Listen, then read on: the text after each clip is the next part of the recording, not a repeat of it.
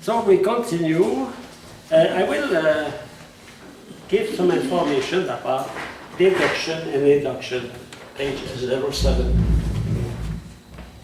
97, 91, depending on the edition. In fact, in induction,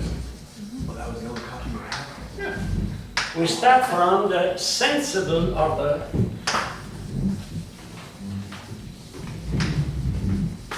to go to the intelligible order. This one? What's wrong with my wife? That is induction. Induction from sensible order to intelligible order. Deduction is the contrary. We start from the intelligible order to the sensible order. So we start from here experience to idea, to law, to principle. Here we start from principle to application in the world, in the sensible world.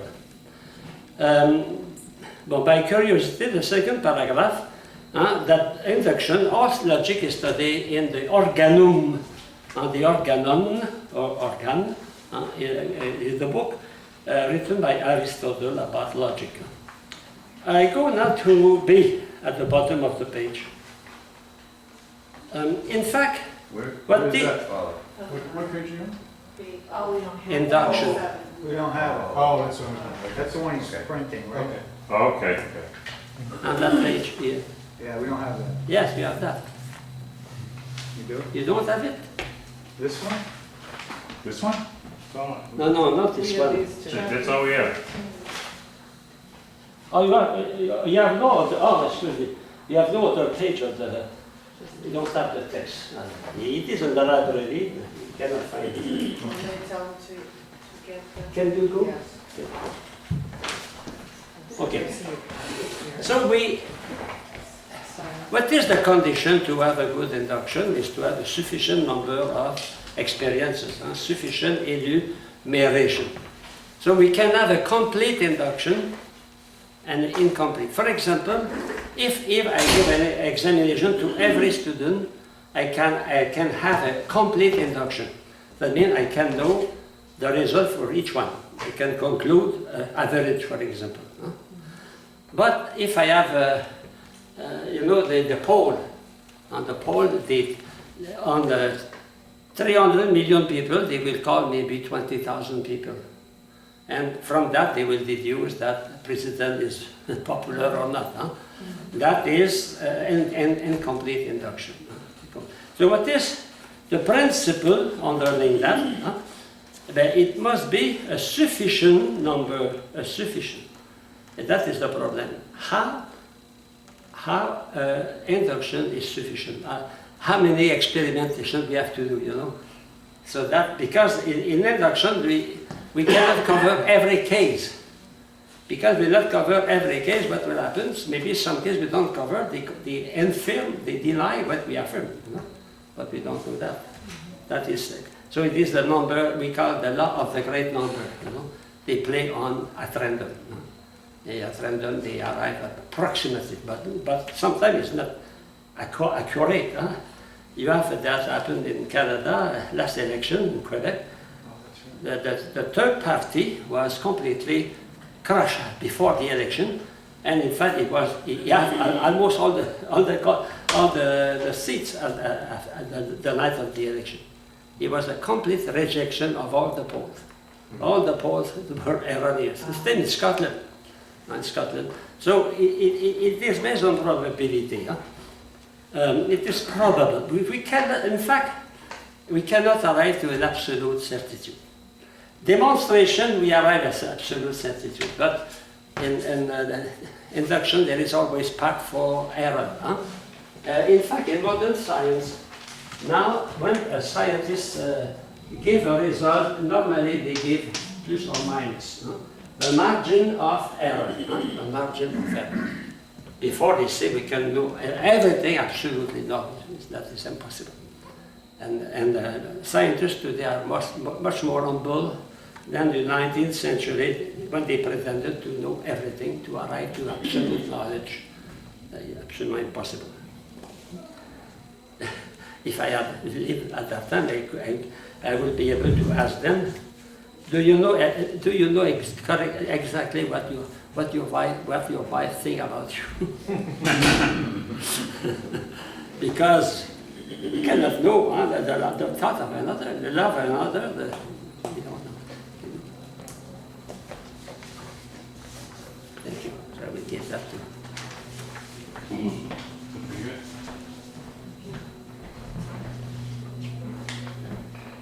So they are the two. And the third one I gave you goes together. That go together, yeah. Okay. And that also. Is to complete what you have now, huh? To complete, to help you. You sit in the front, you get it? Oh, that's, I only made one copy. You want 80 copies? No, no, I just made one copy. no, for the class. I'll make copies for you. I'll send it, Ah, I'll send it tomorrow. okay, yeah. I thought you wanted one. I'm sorry. No, I thought it was because, You guys are good. Okay. 8 copies. okay. Thanks, Jeff, for sharing. I tried.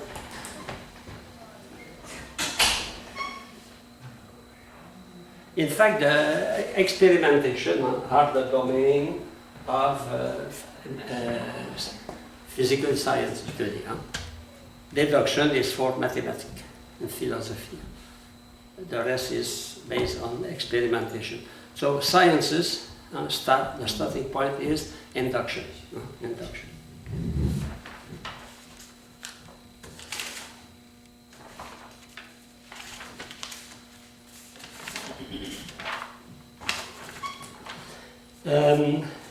Now, I hope we will find the picture because you need the text in front of you.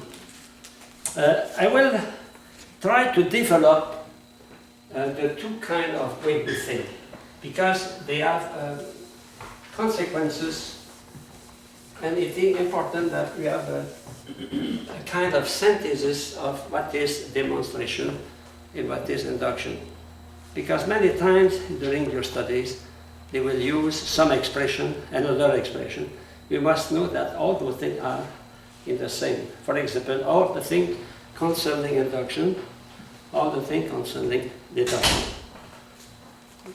I didn't find Jim, but I found their copies. Ah, excellent. You know, where they were. They were in the shelf in the box. Yeah, Yay! Thank you. Thank you. What men will do without women? Oh, yeah. We'd be lost. Oh, this is the wife of Huh? Leanne. Oh, I got my name. Oh, the name of that. Oh, Oh, it's excuse good. me. Okay, Kim Thompson, Yeah, I got one. People, Jeffrey, and his wife. I got wipe up. Both, give me that. You? I did not know. The very back is the Chris Carroll.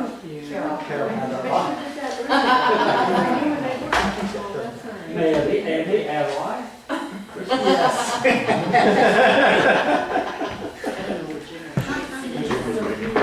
Oh, okay, now, You guys don't mind if we start all over, don't you? yeah. Jeff, you can go home. Okay, go to page, I don't know what page it is. Yes, page 10 and 11. 10 and 11.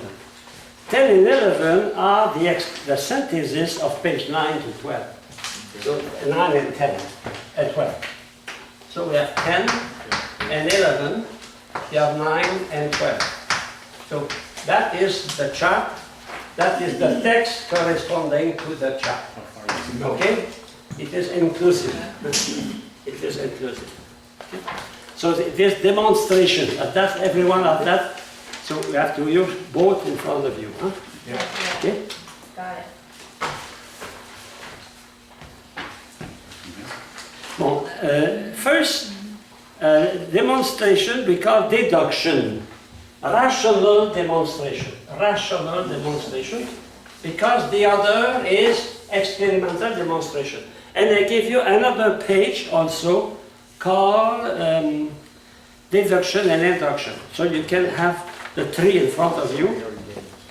So you can, in fact, that deduction and induction is less developed, but it is more easy to see all the comparisons. Okay? So page 10. Rational demonstration. We start from the essence of a thing. With the essence, what is the thing? The whatness? Or the nature of a thing. We start from that. And we go to the property, to the necessary property.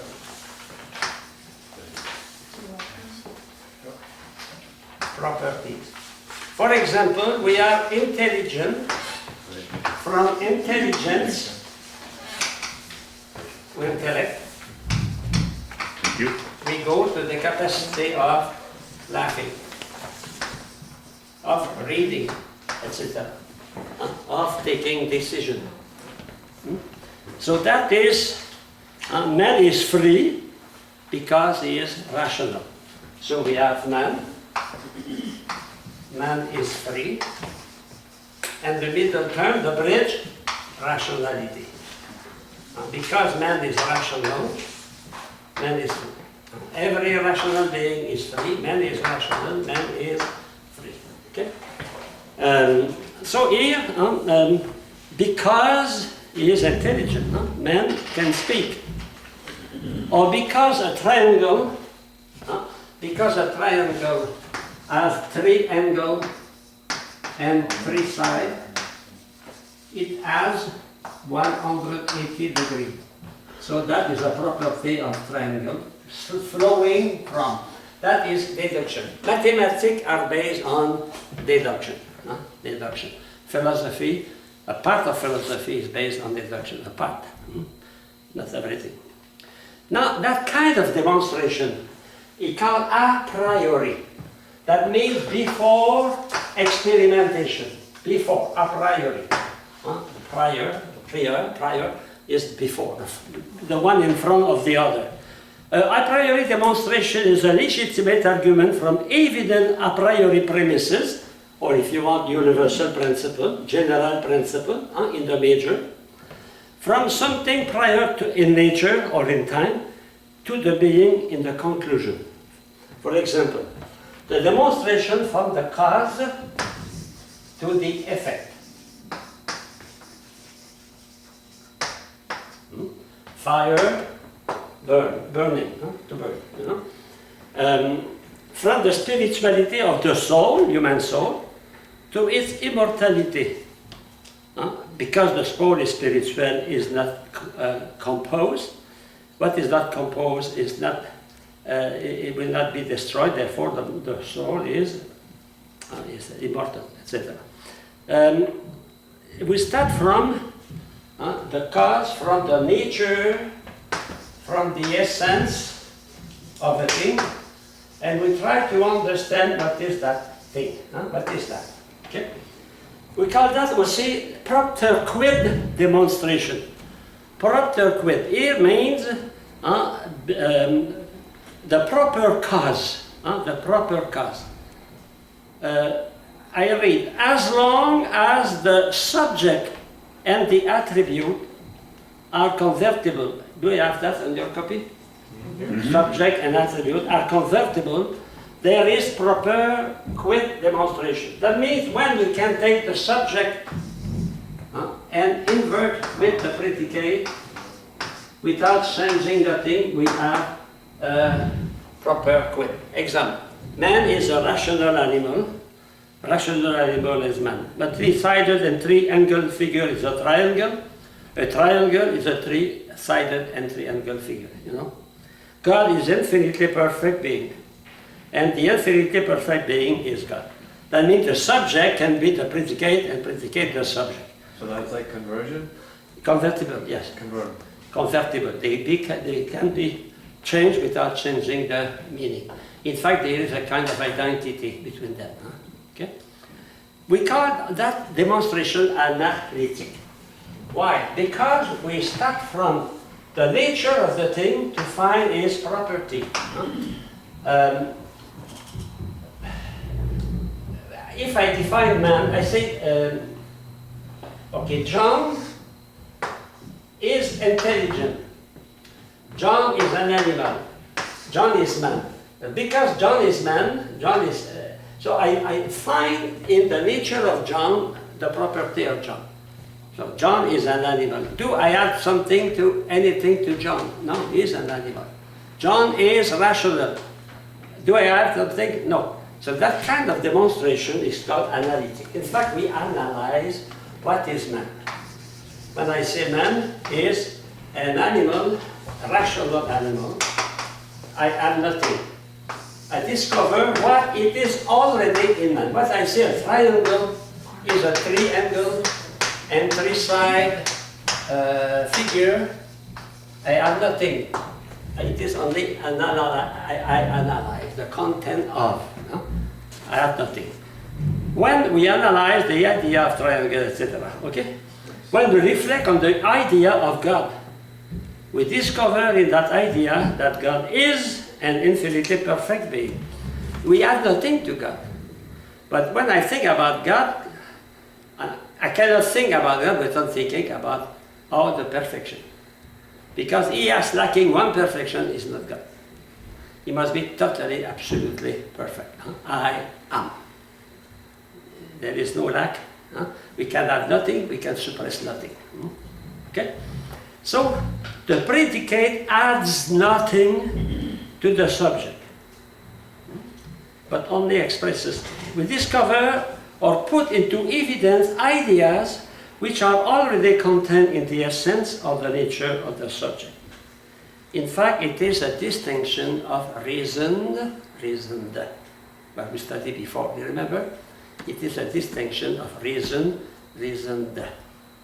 because there is no real distinction between God and His mercy, between God and His power.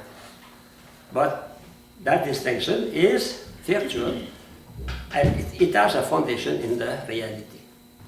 If I say, for example, God is kind, is definitely good, I have a foundation because persons are good, are kind. And they must, and we see in theology, philosophy of God, that we cannot have attribute perfection without receiving that from God. So God must have all the perfection. He must be, not have, he must be. He is the perfection. We have the perfection. Okay? So it is only analytical. In that part of theology we study, the attribute of God is analytical demonstration. We analyze who is God. We try to understand the richness of God. Finally, the last column, when we affirm a subject, we must use a middle term. Middle term. So the middle term is a cause of the attribute. For example, here, rationality is the cause of freedom. Man is able to laugh because he's intelligent. Intelligent is the cause of his capacity of laughing. Very interesting. The cause is, the middle term is the cause of the attribute. In fact, the middle term is the reason why. The predicate is linked with the subject. And here it is more than linked, it is the cause of the predicate. Okay. Now I go to the second demonstration. The second demonstration is demonstration we call induction.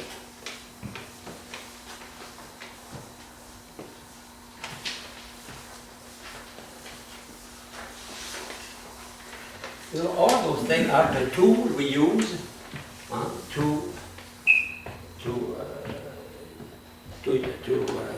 exercise our way of thinking. In fact, it has material logic here. So, induction, we call that experimental demonstration.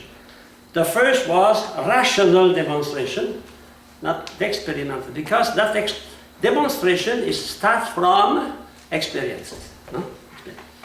It is a demonstration from the effect given through experience, effect known given through experience, and we try to go to find a cause. To find a cause.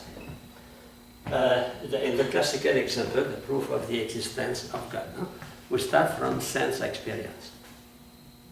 So we go to the cause in the conclusion. So from the order in the universe, for example, we go to the existence of God. From the finality in the universe, we go to the existence of God. A detective does that. He sees a dead body, and from that he tries to find a cause of that dead body, why the body is here.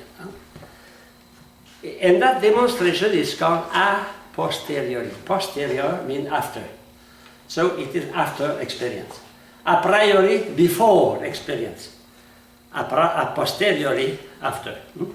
It is a legitimate argument from evident a posteriori promises, that is, from promises better known than the conclusion. And we know through experience. In fact, that is the reasoning we start from known to unknown. True, though the premises are effect posterior in being and in time to the cause in the conclusion. So we have creation, we are searching for a cause of creation. We have order in the world, we are searching for the order. You enter, you visit a mansion and you see a beautiful garden with all trees are in line, flowers are organized. Will you see that is random? No, it is intelligent. So we start from the effect and we search for an intelligent cause. But we don't know it immediately. You have to demonstrate, to search for. Okay? So the demonstration of the existence of God from order and finality. From the fact that John won many times when he played golf, we conclude that John is a good golf player. It is from experiences that I affirm that God is John. John is a good golfer. I cannot say a priori, yes, he's a good golfer. That guy, he's a good pianist. I know he's a good pianist when he plays. I know he's a good golfer when he is playing golf. We start from experience.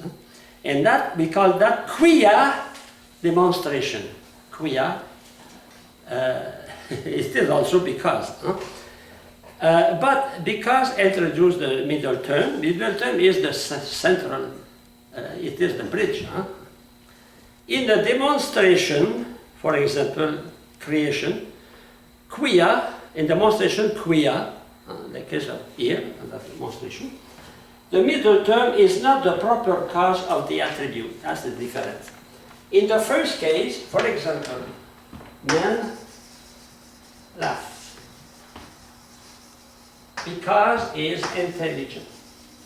So the middle term, intelligent, is the cause of the fact we laugh. Here, John is a good golfer, and why? Because he won many tournaments, he won many medals, many trophies. So is the fact he won many trophies, many tournaments, that the cause of the good golfer? No, the contrary. The predicate is the cause of the middle term.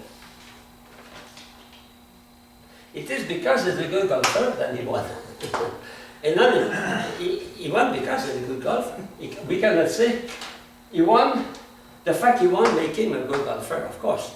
But we cannot say the middle term is the cause of the fact he is good, but is the effect, the result of that. So John is courageous. Courageous adds some. Excuse me. I go in the effect is not adequate or convertible with the cause. The demonstration is knowledge of the existence of the cause of some of its conditions. For example, if I cannot say a good golfer is John. John is a good golfer. There is no conversion. We cannot convert the subject and the predicate. Because it is only something, it is not in the nature of the subject, you know. Okay? It is added to the subject. It is what we say just after. I go to the example. God is known from his creation, but the created work, the effects, remember if P, then Q. So, then Q. Creation, created work, effect. Okay? If God exists, he created the world. Okay? Then he created the world. The world is created. Can I say that God exists? Maybe the world was created by matter. It is the theory of materialists. No? The matter is eternal. It was the theory of Plato and Aristotle. The Greek never thought the world was created. It was existed forever. So, it is a possibility that the world was created by God. So we have to prove that.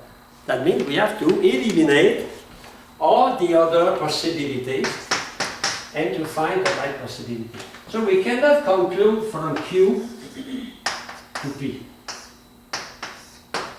We don't know. How? You know, that proof is not the other is, we have no choice. It is necessary inference. But here, the word is there, the dead body is there, is here, and the detective is searching for many possibilities. And he will eliminate, finally he will find one, you say, you did that. But that takes a long time. For God it's the same. We must be prudent. The proof of St. Thomas doesn't. We have to be prudent. They are not absolute. They are not absolute. We cannot say because the world exists, God exists. We cannot say that. If you do that, it's a sophism. It is a fallacy. Because you cannot start from the effect to know directly the cause. Because in that case, the effect is not causing the cause, if you want. If I know the cause, I know the effect. But if I know the effect, I cannot know necessarily the cause. When somebody is sick, it can have many causes. Your child has fever, many reasons for that. You have to discover what is you have to make analysis, diagnosis, you have to examine, etc. Finally, you find something. And sometimes that takes a long time. So sometimes we must be prudent because we say, the proof of St. Thomas, they are only they are not absolute. They are not absolute.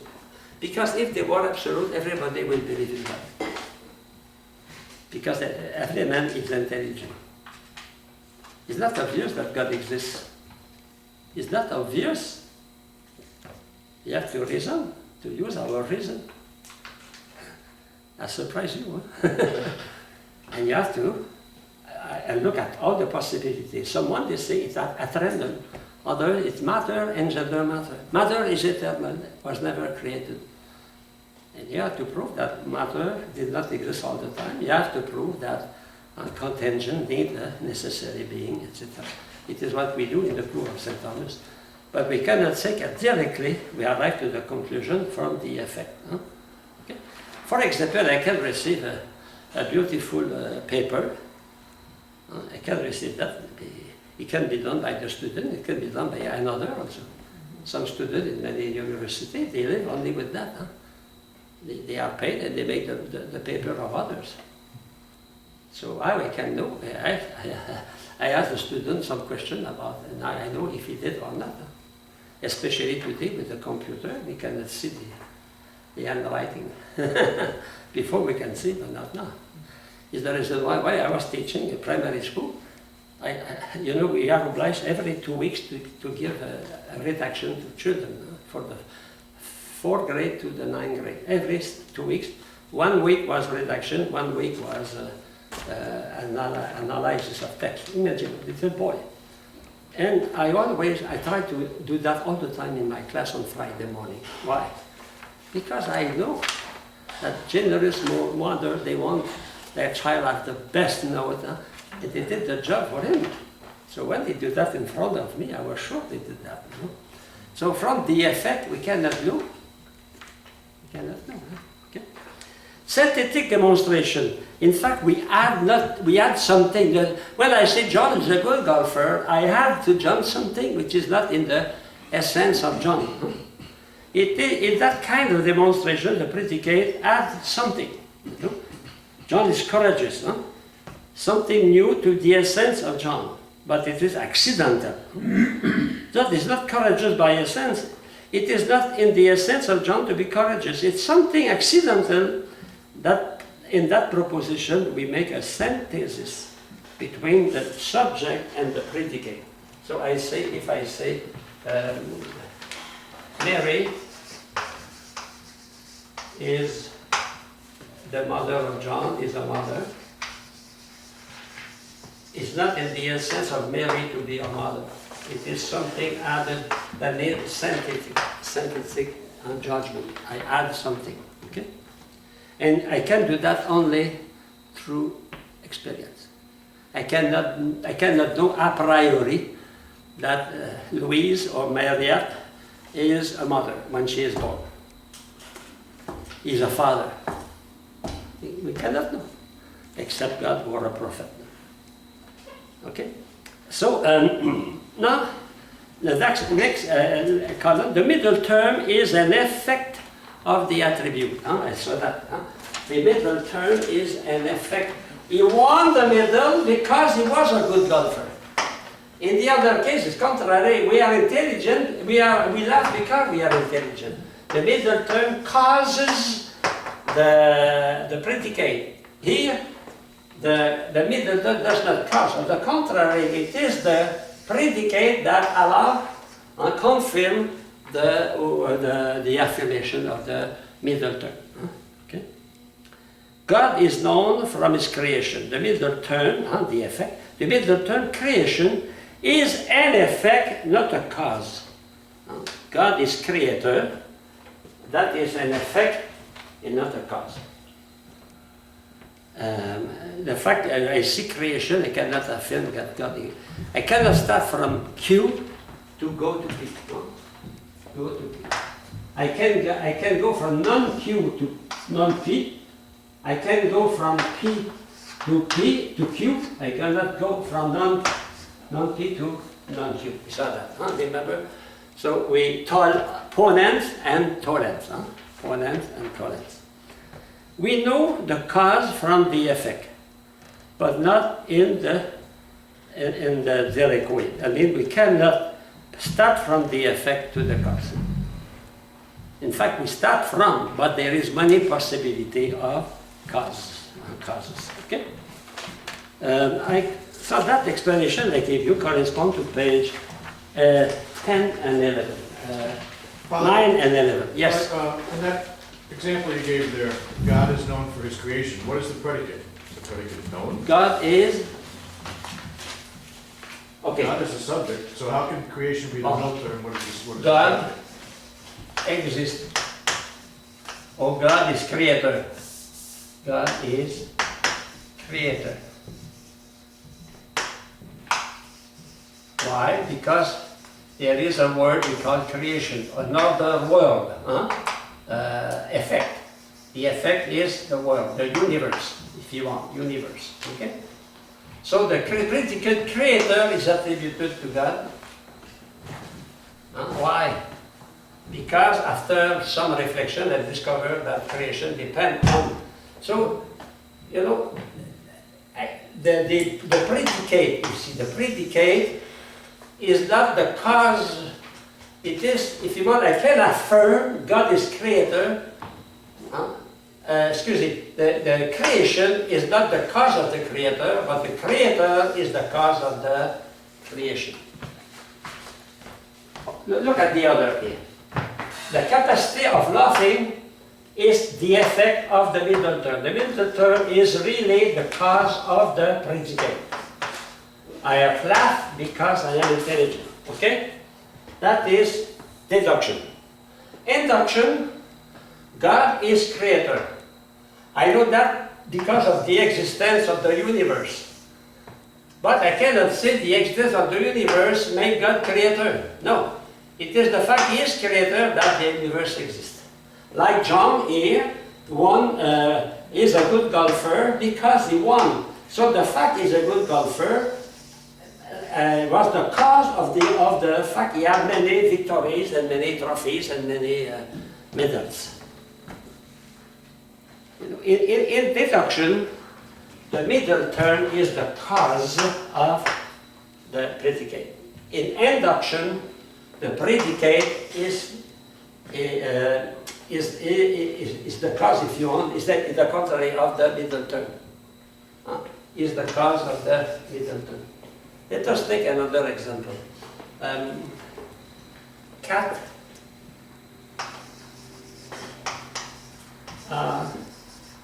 mouse, hunter.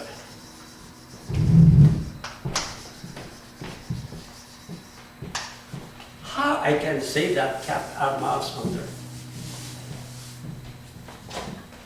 What is the middle term to affirm that? Because they catch. Catches the mice. They catch mice. Catch mice. Because they catch mice, I can say cats are mouse hunters. So here is the catching of mice that make the cat a mouse hunter. Is the contrary. Is this the fact that the cat is a mouse hunter, then it catches mice. It is the difference. Here, in the deduction, the middle term is the cause.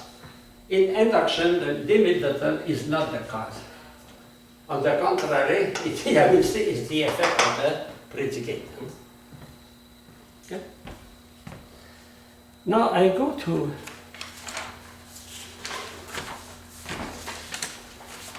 I have to find my text there somewhere. Oh.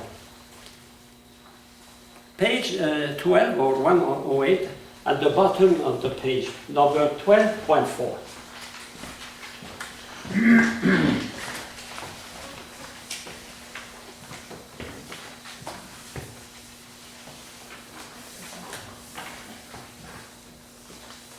Well, tonight we apply that to cats and to mice and to dogs and to John, but in another occasion we apply that to some principle very important. So that it's important to know the two kinds of demonstration.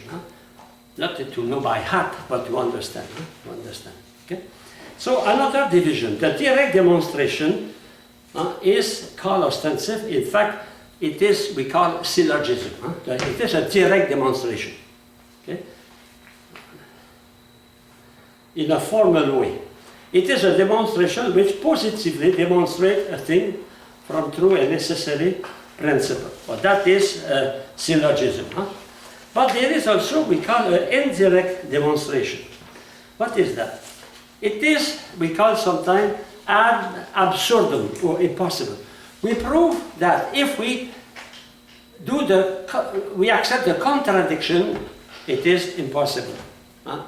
By absurd, it is absurd. You know? For example, the human soul is immortal because otherwise God will not be just. You know, so that is inspired by Kant. Kant, you know, is we call the moral argument of Kant. Kant says God exists because there must be justice, and there is no justice on earth. There must be a justifier, and that is God. That is the argument of Kant. So that is an indirect demonstration. That means if God does not exist, then it is absurd to live on earth, because as we see in the Psalm, the wicked are prosperous and the just are suffering. It's that in the Psalm. The just complain, hey, God, it's possible that The rich are prosperous, they are, and we suffer so much. Even today, people, good Christians are massacred, are killed, are tortured, and the gangsters, they are prosperous, they have a beautiful car, etc. Okay. Bon. Now, number 13, science, a word about science.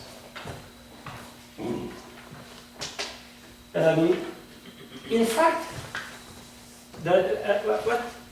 what is the goal of a demonstration? The goal of demonstration is to arrive to know something, with certitude, to arrive to the truth, to know. But to know is science. What is the word scire in Latin? Scio, scien, means I know, to know, knowledge. Scientia means knowledge. So you have that number 13, science, page 13. Okay? Science is the result of demonstration. In fact, when we demonstrate, we arrive to a conclusion, and that conclusion is science, is knowledge. We acquire a new knowledge. So, science has two meanings. The first meaning of science is the act of knowing, of knowledge. The act of knowledge, or the habit of knowing. For example, you are studying philosophy.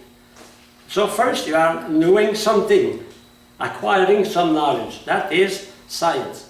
But also you are acquiring a way of thinking which is different from literature, which is different from chemistry, that is proper to philosophy. In fact, I insisted that we have logic because it is the best preparation for the rest. You do play card now, you have a big hill of card. So a scientist is someone who knows something and who have the habit of searching for knowing. So it is a gift of the Holy Spirit, science, no? It is one of the 7 gifts of the Holy Spirit. Not only I know something, but I have the habit of knowing, of reasoning correctly. Science. Science also, by the fact you acquire some new knowledge, you accumulate that knowledge, and that body of knowledge, that accumulation of knowledge, it is also called science. So we say, I studied physics. The physics is the sum and the summa, the sum of all the thing known by scientists through ages. That is the content, we call that science.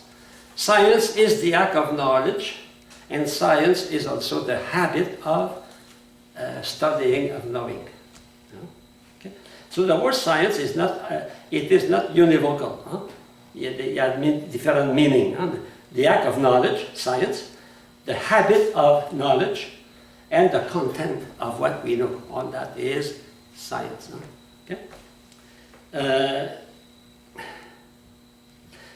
We'll now give a definition. Universal, demonstrated, organized knowledge. Organized knowledge.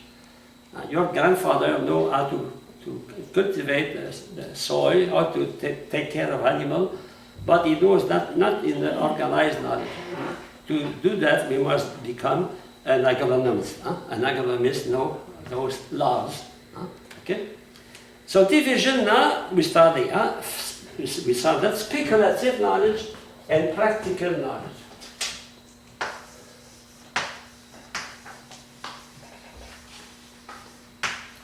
Speculum, it is to reflect, a mirror in Latin.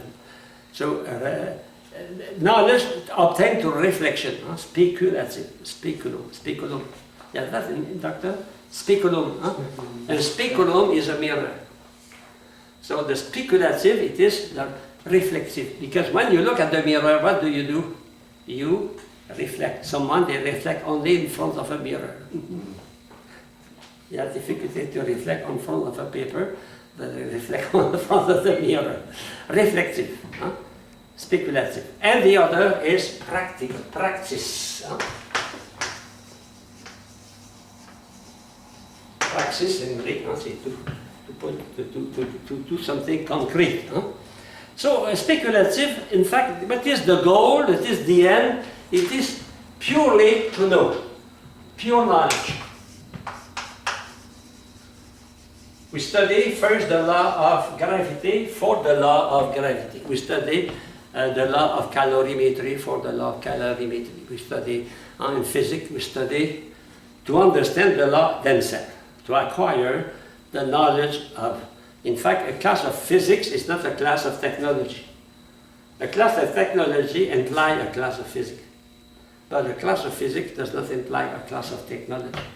You understand? Huh? That means in physics we study the knowledge for the knowledge. Even if we will never become a technician, you study the phenomenon to understand the reality. For example, evaporation, refraction, light, etc. So we want to know how to know. But stay practical, it is to apply the knowledge. It is to doing application. We apply the knowledge. Not only we know the knowledge, we apply the knowledge to the reality. So the first is, I will say, the contemplation of the truth. We want to attain the truth. To understand the world, to understand the cosmos, to understand the universe. Here we want to do something useful or beautiful.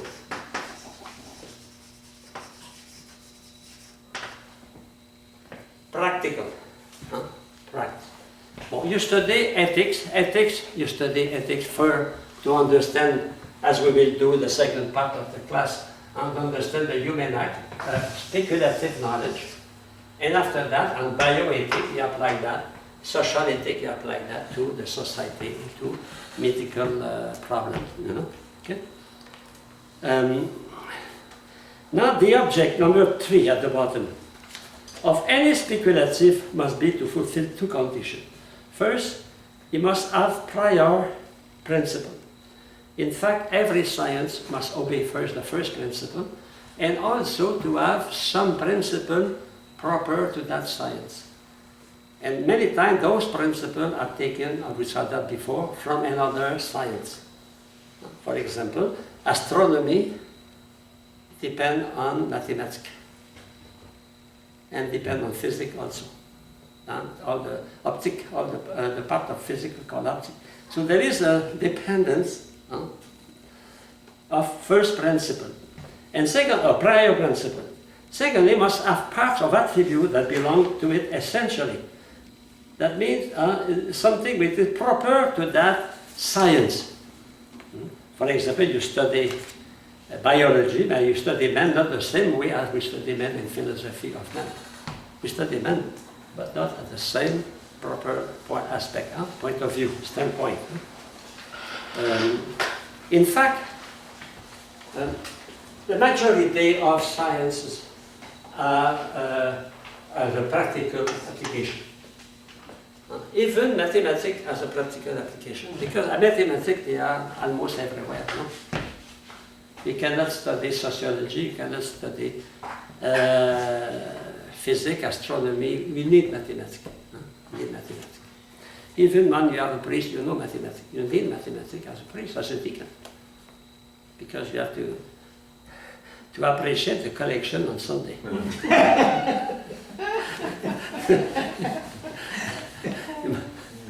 Okay. Next page. Material and formal objects of science.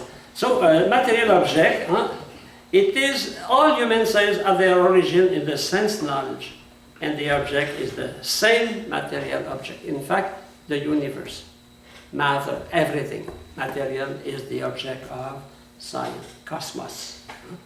Cosmos, but is not in my, but is around me, my environment. In fact, my environment is huge. My environment goes up to the galaxies. Yes, it's my environment. Okay? Philosophy, theology, psychology, etc. You study them, but they have in common. That is the material. But the formal aspect is not the same for every science. Every science can study the same object, but at a different point of view. Different point of view. So, formal object. Now, differentiation of the sciences come from the different ways of demonstrating properties of their object. All science studying men study under the specific aspect, a formal aspect. That is not difficult to understand. I go just after that. At the middle terms of any demonstration and definition are grasped intellectually by a type of the abstraction characteristic for each science. So it is important now to study the 3 degrees of abstraction. You know, tonight we learn a lot of concepts that will be used many times. Abstraction, the degree of abstraction. So sometimes, you know, it is the same when we study mathematics. We don't realize the importance because maybe in 2-5 years we'll be a technician, an engineer, and we know what's no mathematics, you know. So it's the same now. Okay? The degrees, first degree of abstraction. Well, I gave you here the text, and I have also that page here, degree of abstraction. So you can have that under your eyes if it is possible. So you can, and also I have the same thing in the pages I gave you just at the beginning of the class. So you have the 3. In fact, the degree of abstraction, they are in 2 places, at the beginning of the chapter, at the end. Now I have used the end, page 14. First degree of abstraction is the degree of physics, physical sciences. Here you have, look at the graphic here. You have the degree of abstraction, the first degree.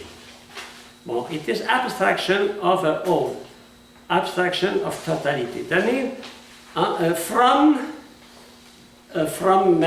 many things we arrive to a concept, and that concept is detached from the individual, from individuality. Is detached from quantified matter, from matter. In fact, excuse me, individual matter, individual. Well, suppose I want to have the concept of a cat.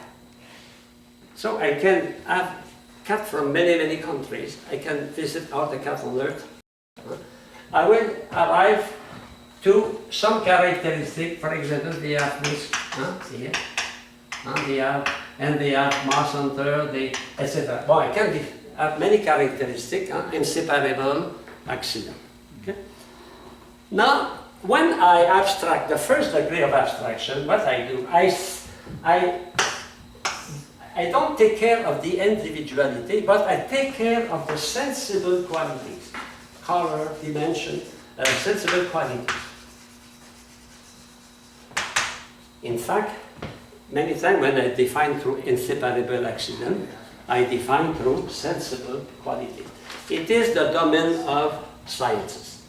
All sciences use that. For example, we study disease, AIDS. They have AIDS in Africa, in Asia, in South America, and finally they discover what is permanent, what is common, and they did not take care of the individual. They take care only the common trait and the common characteristic. Sensible qualities. First degree of abstraction. Here, proper to philosophy of nature, and also physical sciences, etc. Freedom from individual sensible matter, from individual law. It's not this cat, it's not that cat. No, it is any cat everywhere. Okay? So we see the freedom from individual signate matter. That means matter quantified. Okay? Now, what we retain? We retain sensible qualities. In fact, in physics, what interests us, it can be the temperature, it can be the color, it can be the action, the reaction of things, you know. So we take care of sensible, the color of the product. For example, chloride is green, and sulfur is yellow, okay? And we attain a universal material reality, and that first is the concept. We arrive to the concept. We start from phantasm, here, from phantasm. We abstract, we put apart, abstract means detach. We put apart individuality, we don't take care of that. We center on sensible qualities, and we have a concept to express that. Okay? First level. Second level. Now, what we do? We not only we deny individuality, but we deny sensible qualities. And we keep only quantity. Dimension, relation, volume, etc. Speed. So we are interested not only with quantity. That means we don't take care of the other categories. We put apart the 8 other categories and we keep quantity. Okay? That is the abstraction of the form. We call that is the domain of mathematics. So we put apart sensible qualities, we keep quantity. And that, we call that also a common intelligible matter, a common intelligible matter. And the form of quantity, that is the concept, for example, what is a circle, what is a area, what is the surface, what is the weight, etc. Everything that is related to a quantity. Finally, the third level, we don't take care of quantity, we don't take care of quality, we take care only one thing, being, existence. What interests us is existence. And the first act of a thing is to exist. To be or not to be. That is abstraction of all matter. All matter, sensible matter and quantified matter. We keep only being. Only being. So, and mode of being. Being and mode of being. Okay? So it is freedom from all matter, and what we are keeping being, and also the correspondence to being, it is the meaning, the meaning of a thing. So the knowledge. Here we have metaphysics, here we have logic, because logic is parallel to metaphysics. When we study causality in metaphysics, we study causality in logic. We study predicament in metaphysics, we study predicament in logic. Because the domain of logic should represent the domain of the being, of the reality. So when we study engineering metaphysics, it will be easy for many things. Because we already studied many things, like essence and existence. Many things are already studied. And finally, what we attain? We attain the concept of being, of existence, of unity, of essence, and act and potential, etc. So we put that apart. What interests us? It is only that. Okay. So I will finish. One of my teachers, when I studied philosophy, he said there are 3 degrees of abstraction. The first degree of abstraction is logic. The teacher and the student understand. The second level of abstraction is philosophy of nature. Philosophy of nature. The teacher understands, but the student don't understand. Finally, the third degree of abstraction is metaphysics. Neither the teacher nor the student understand.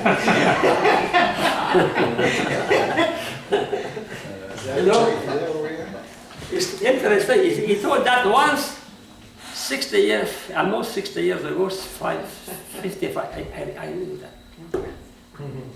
Sometimes I say in my whole life, up to the age of 27, I remember only one sermon in my life, only one. I cannot remind any sermon in my whole life before 25. But I remind one. It is the sermon about Zacchaeus. I told that to you, about Zacchaeus. It was at the church, Immaculate Conception in Montreal. The church was packed with children, girl and boy on side, boy on the other side, and that it was the parish of the Jesuit. But to make it different, they invited an oblate. So it was a young oblate. He went to the pulpit because at that time he was to see was the pulpit. He spoke about Zacchaeus. What I retain from Zacchaeus is the following. He said, you know, Zacchaeus, he was short, but he was a big belly. So when he wanted to climb the sycamore, he put his belly on that side. He climbed like that. I confess, imagine, I confess it is only what I retain for all the homilies of my life. That is serious now. I am a doctor in philosophy, it's only what I retain. The poor man, maybe they will retain the children crying behind the altar. In fact, that, you know, if we want the message to stick, we have to think something. But in my time, it was on 3 years the explanation of the Summa of St. Thomas. So every Sunday the priest said, today we speak about justice. Today we speak about temperance. It was a program in 3 years. And the children. No, it's just, I'm not surprised today why the churches are empty. The problem is here. We must touch the problem. There was no word of God. Everything was in Latin. Nobody understood. Never. They understood the gospel in French. Never. And in fact, those who saved the faith for many people, they were those who went to the Tuesday of Saint Anthony or Saint Teresa of Lisieux. At that time, those preachers, they used the gospel. But on Sunday, I have a discussion with the priest. I say, why, Father, you quote the gospel in Latin? It is because we must not, I have to put that in Latin, not to deform the word of God. But nobody understood. The most important was not understood. So with that, we end our chapter with the story of Zacchaeus. So I think we cover the most important part. Yeah. Okay. So now we have to. Okay, you can start.